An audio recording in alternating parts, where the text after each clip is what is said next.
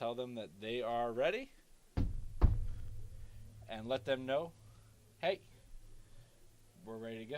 We are super ready. So, again, we have Daniel D'Amato on the left, our resident ad nauseum player.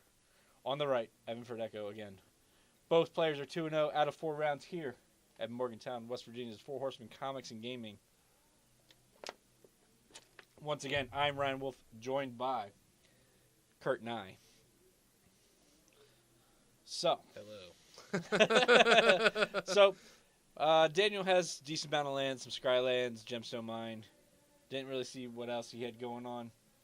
Evan leads off with a swamp into an Inquisition. And so that's how this is going to begin. So, there's a Serum Visions, a Sleight of Hand, a Painful Truths, and an Ad Nause.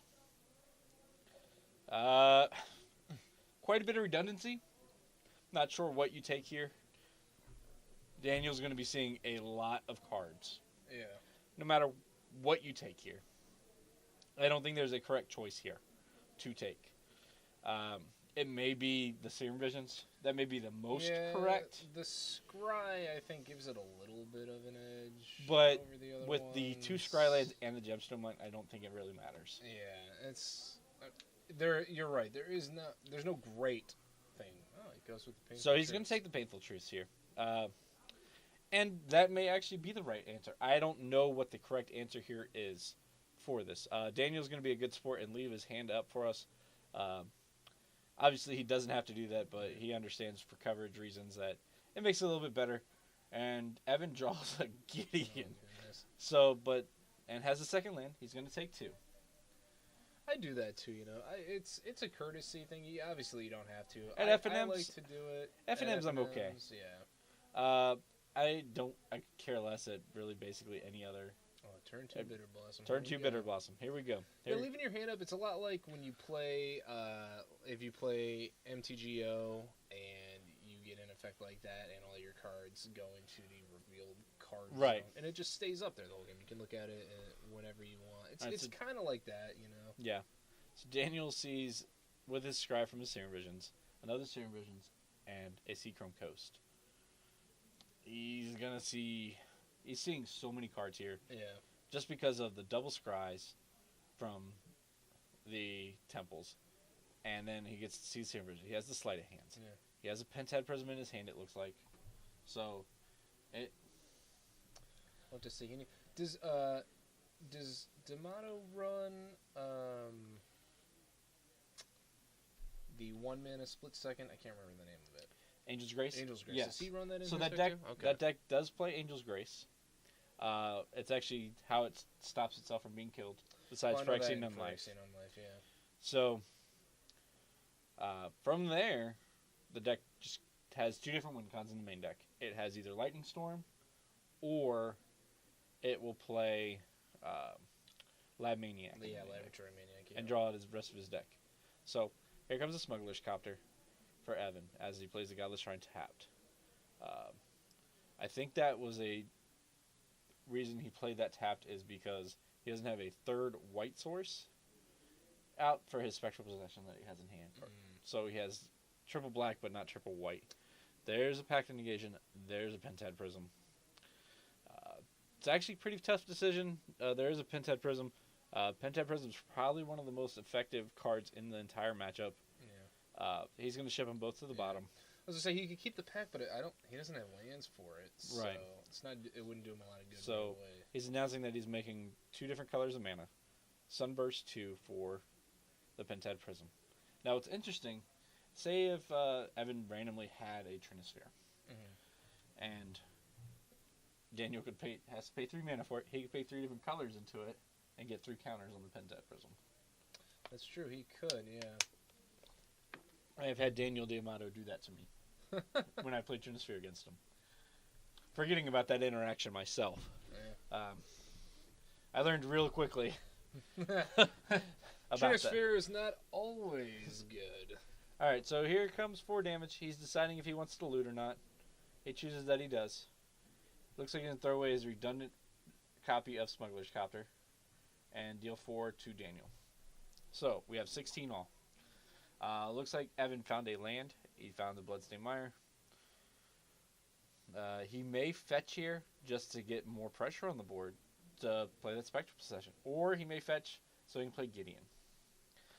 Gideon could wrap this game up very, very quickly. I didn't see which Gideon it was. Which one is it? It's Gideon, ally of Zendikar. Oh, okay, the so, ally. yep. So he's going to go ahead and fetch and shock. So he could go. I mean, he could go either way with it still, depending on what he wants to do.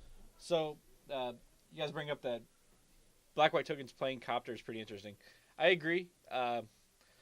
It does quite a bit. I think allows you to kind of get through your deck a little bit quicker.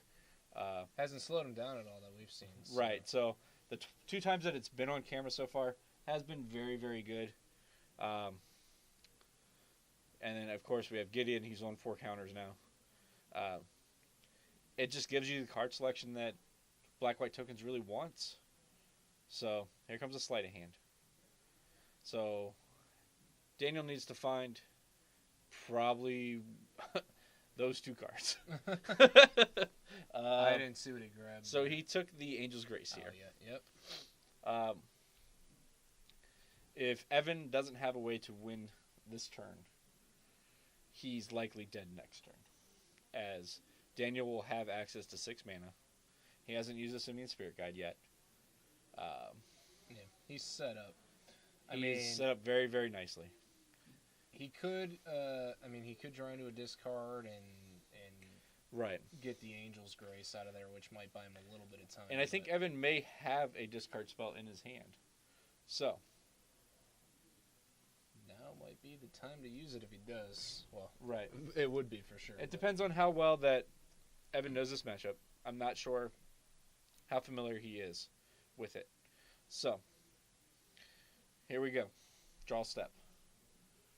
That's Concealed Courtyard. He's flipping through some cards. I can't tell. There's a Concealed Courtyard. I can't tell what he's got there. The Courtyard comes in tapped. They're just verifying that. I know he has a Path to Exile. I don't know what the other card is. And it's not a discard. He's going to have to try to go for something. So we're ticking a Gideon. So here come all the dorks. Right? He's going to crew the Copter with the Fairy Rogue that just came in.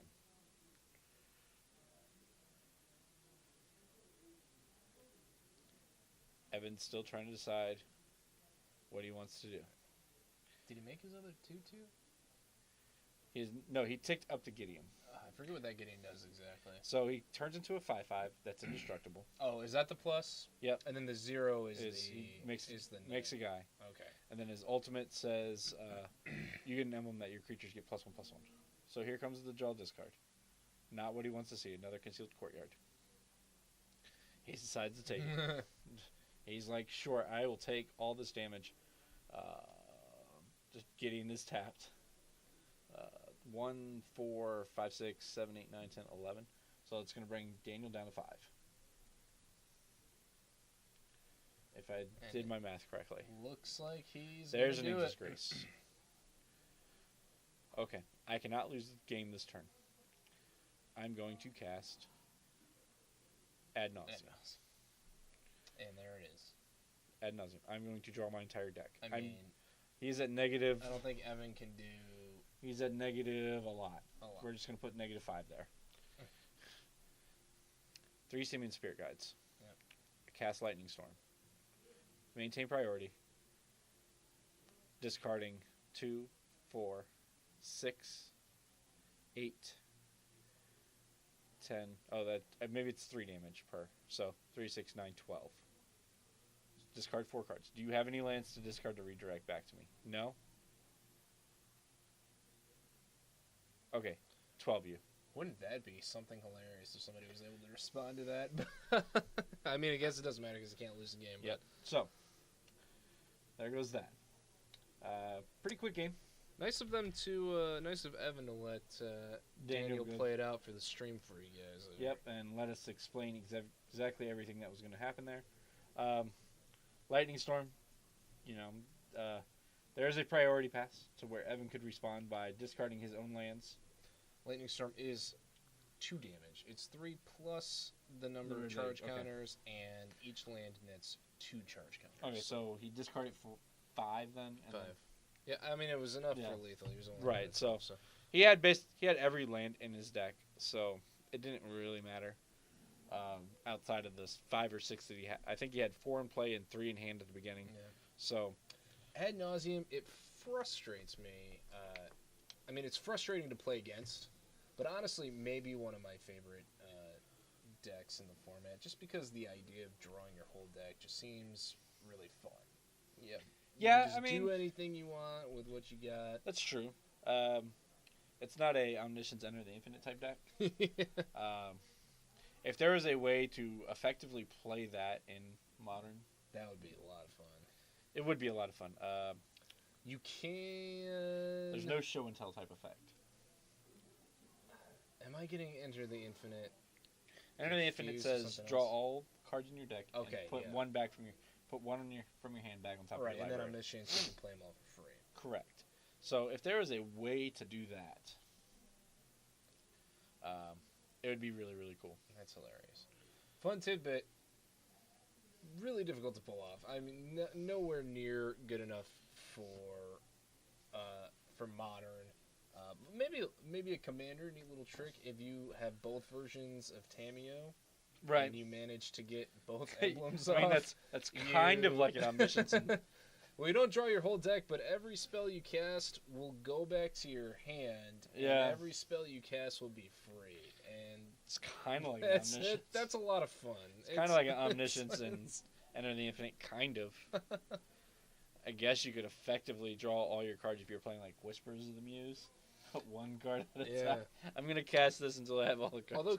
Although, you don't have to pay the buyback cost. Yeah, because it's going to go back. It goes back to your...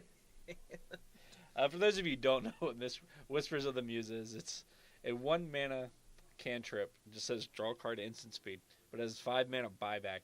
Buyback allows you to return the card back to your hand, which is essentially what Tamiyo, the Moon Sage's emblem, says. Yeah. I mean, that works in Commander. You only need 1. Yeah. You can just draw your whole deck. Although you have to have a way to win from there. Win from there right away. Who says you need win cons? Which you may not. I mean, you could just be lame and run a Laboratory Maniac. But No. You just draw your whole deck. Why? Because you can. Just because. Just because you can. Once again, I'd like to thank you all for tuning in today. Can't say it enough how much we appreciate you guys joining us tonight and every Friday night that we're here streaming for you. Participate in the chat if you guys got some questions for us. Feel free to answer anything that you guys may have. If you guys got rules questions about how long we've been playing, specials and deals that we may be running here at the store, tournaments that we may have coming up. We do have West Virginia States for TCG Modern coming. That was some exciting news that we just got. We've got that coming up here in March, I believe. Yeah, mid to late March. Mid to late March. I can get the exact dates here. That'll be exciting. So for that, we will also be streaming that. We will be streaming TCG Player States on Twitch. So if you guys can't make it out to us and you can't make it out to your own event, then pay attention to us and you get to watch some sweet Modern. Yeah, always feel free to tune in anytime. I don't do the streaming that much. A lot of times I'm down on the floor running the Friday Night Magics, but I have a lot of fun when I'm up here streaming. Yep. I love talking to people in the... I think it may be just because the way our camera setup is, for you asking about, is it causing to shuffle? Yeah, I have noticed the auto-adjusting a little bit. It also, the way it's set up, it is possible if they're that not the player may be careful that their feet might nudge it a little bit, which is earlier in the night we had a little bit of a camera issue because of that. Right. But yeah. So the exact dates for our TCG Player States is Sunday, March 5th from noon till 6 p.m. So it's from noon until whenever the tournament is over. Don't ignore the 6 p.m. part. That's just when the mall here at Morgantown officially closes. Yeah. But we'll be open that entire time that the tournament is running. We'll probably have some deals coming up for that. So pay attention to our Facebook page. That's Four Horsemen Comics and Gaming on Facebook. Also our Twitter, which is Four Horsemen Comics, as well as our Instagram, which is also Four Horsemen Comics as well. So entry to that is $25. Myself and Ryan O'Loughlin will be our judges. So Well, thank you, Gaxian. I'm not sure who you are. IRL. That's what the kids are saying these days, right? yeah, IRL. IRL. And every Friday night we have Magic. We have Modern, and we have. He must be. There's a Thoughtseize. Oh, Thoughtseize. Okay. So we're gonna get back to the action here. Stop plugging the store. Infinite plugs. So he's reading Angel's Grace to get the exact wording on it. So I like either taking the Angel's Grace or the Lotus Bloom here. Yeah. Simian Spirit Guide is okay. He plays 4 of them, obviously. So taking one of those isn't always the best option. You can take the. I would take the Angel's Grace. I would take the Angel's Grace just to know that there's one less Angel's Grace out there that you gotta worry about. It's gonna be a couple turns. So Daniel's gonna suspend the Lotus Bloom. Yeah. For those of you who don't know, Lotus Bloom has a suspend of 3. After you move the 3rd counter, it comes into play. You sacrifice it, and it adds 3 mana of any color, just like this was the fixed Black Lotus. So when Time Spiral came out, which is probably my all-time favorite block of Magic ever, Okay. Like, it's a lot of flack. A lot of people had a lot of issues with it, and because it was crazy, messed with the colored pie, did a lot of crazy things, and broke all the rules. Which part of the reason I like it also had the nostalgia factor, and part of that nostalgia factor was that they did a cycle of rare cards, one for each color, where they took some pretty iconic cards from Magic's history that were considered to be very powerful cards for their respective colors. Right. Pretty much banned or restricted, I think, in most formats. Okay. And they made them more fair, or I guess less broken and actually able to be used by making it so that you can't cast them, you have to suspend them for 3 turns. So like Wheel of Fate and those sort of things. Right, and the suspend cost is the same as what the converted mana cost was for the original card that they were imitating. So you pay it. It's like playing that card, but you have to wait 3 turns to get it. Okay. So you had like Wheel of Fate. You had Wheel of Fate, Balance, Yep. Ancestral Vision, which is big Yep. one, and then for artifacts, obviously Lotus Bloom. We have Lotus Bloom. Black isn't it Living Death? That's just Black is Living End. Living End, which was Living Death. Right. So to catch you guys back up on the things that we got going on here, we've got a Flashback Lingering Souls followed up by a Bitter Blossom. Daniel responded by anticipating, trying to decide what he has here. He's looking at Flaying Tendrils, which may actually... Oh, he can't cast Flaying Tendrils unless he wastes his Lotus Bloom on this. So. And an Adnaz. Yeah. So I think Daniel right now is just looking for an Angel's Grace to go ahead and go off. And that's where that turn 1 Thoughtseize is doing more work for Evan than he realizes. Right. So Evan's going to lose a life. He's going to go down to 14. We missed some more life here. Catch that back up. Makes a Bitter Blossom token. Looks like Evan just has all the duders. Yeah. Just, all right. I've got all these guys. I'm on a super race here. Hopefully he doesn't overextend into those Flaying Tendrils that Daniel has. Yeah. I mean, Daniel, he's essentially got it. He's just got to get that. The last card. Either the Angel's Grace or the Phyrexian on the life. Phyrexian on life. Right. So here comes another Lingering Souls. Evan's a bit overextending, but he wants to end this game as quickly as possible. Yeah. He's got to go. And there's quick. the Angel's Grace. And I believe that's it. There's the Angel's Grace.